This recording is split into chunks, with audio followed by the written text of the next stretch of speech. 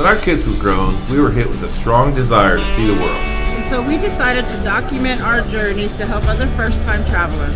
I'm Mark. And I'm Terry. And we're Escaping the Empty Nest. Hi, and thanks for joining us again on our next video in the series. And we would love to talk to you this time about 6 things that we think are very important that you're going to want to do while you're on your cruise. That's right. So the first thing that is on our list is the dive-in movies. Now, each cruise ship, we sail on Carnival, but we've been in port and we've seen some of the other ships that come through port, and everybody seems to have a great big giant screen movie type screen on their ships. And the dive-in movies are pretty special in the fact that there's usually 2 or 3 shown. They're usually on the Lido deck, and you can sit out on a lounge chair. You can buy some popcorn. Now at Carnival you have to buy your popcorn, it's not free anymore. Or you can bring your dinner from the Lido deck out, sip on some coffee or some tea, and snuggle up to your best bud and watch a movie. And there's many different options. Usually the later in the night, they're the ones that are more R-rated or things where they're not as kid-friendly. But there's a lot of different options for movies. They usually start about a little later than sundown so that it's easy to see the screen. It's kind of like going to a drive-in movie, except you're on a cruise ship, and which is why they call it dive-in movie. The second can't miss when you take a cruise on Carnival is the Love and Marriage Show.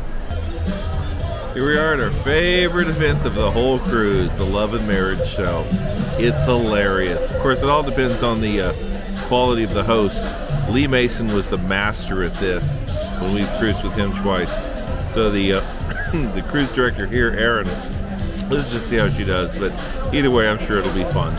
And it's kind of like a newlywed game style show, except they pick the newlywed, the oldest couple, the couple that's been married the longest on the cruise, and some wild, crazy couple from the audience. There's a wild card couple. Yeah, there's a wild card couple in there that's voted on by the audience. And they ask them the same questions back to back, kind of where they can't see each other's answers and compare answers. And it's so funny. Yeah, it's a little cruise. They don't want anybody under the age of 18 in the theater, so they ask it for the adult audience so they can really get some fun answers from people answering questions honestly. And it's a can't miss highlight for us. So put it on your to-do list, find it on the fun times, and make sure you go see the Love and Marriage Show on any Carnival cruise. So number 3 is the Playlist Productions, or the musical theater shows that they have. They have a cast and crew that works really, really hard at doing some really great production, and they're really worthwhile seeing. Usually they play twice a night. You can see one earlier about 7:15, and then they'll do the same show again later that evening about 9:15. But like they'll do a Motown show where they'll be doing a lot of Motown type music and dancing and singing, and it's just wonderful. They have some wonderful people, and wonderful dancing and singing along with that.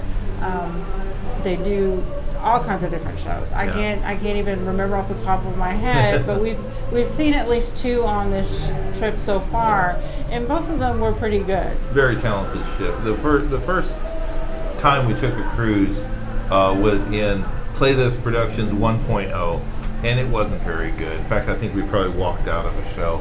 It wasn't good at all. But the next time we came on board, we were really impressed at how much they'd upped their game and how much better it was. And they really put a lot of effort getting first-class talent. Speaking of entertainment, one of our favorite pastimes on a cruise ship is checking out the local cover bands, the ones that play in the Ocean Plaza. The Ocean Plaza here on this ship, they have different plaza names on different ships.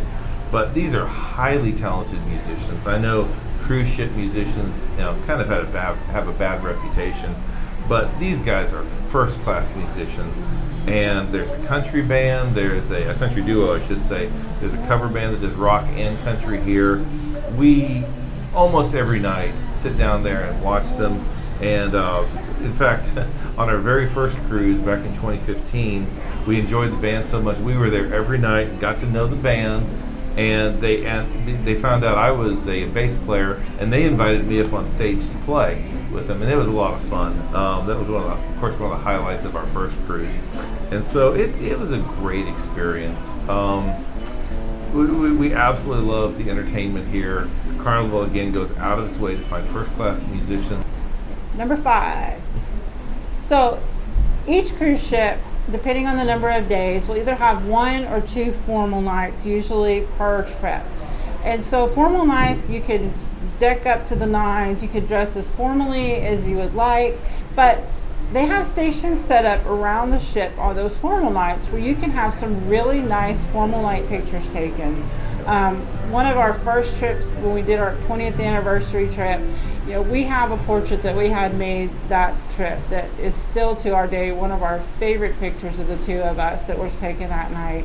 So if you really want to get a really nice picture made on the night, on one of the formal nights that you have on your cruise, I would definitely recommend going and finding a background that you really like and working with a photographer and getting a really good portrait done. So the last thing on our list of things not to miss when you're on a Carnival cruise is make sure you check out a deck party. They can be so much fun. Dancing, usually led by the cruise director. Music, last night they had an 80s theme party with glow-in-the-dark lights, the illuminated shirts, and it was a lot of fun. They have deck parties, usually a sail away party.